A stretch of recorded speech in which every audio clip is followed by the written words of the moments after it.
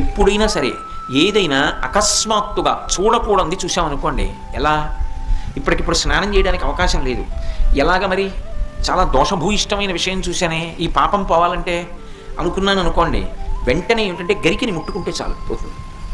తీవ్రమైనటువంటి పీడకలు వచ్చిందనుకోండి, ఆ పీడకల పరిహారం అవ్వాలనుకోండి ఏ అభిషేకమో చేయించుకోవాలి.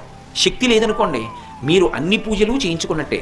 స్నానం చేసి ఒకసారి గరికని ముట్టుకుంటే చాలు, స్నానం చేయకపోయినా చెప్పులు ఇప్పి గరికను ఒకసారి ముట్టుకుంటే చాలు.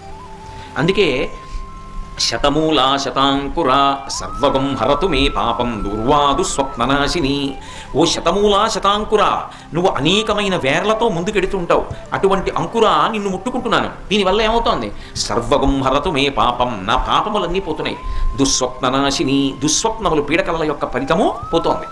అటువంటి గరిక విఘ్నేశ్వరుడి పాదముల మీద వేసి తీసి కళ్ళకద్దుకుని తల మీద పెట్టుకున్నారనుకోండి, విఘ్నములన్నింటినీ కూడా తీసేస్తాడు.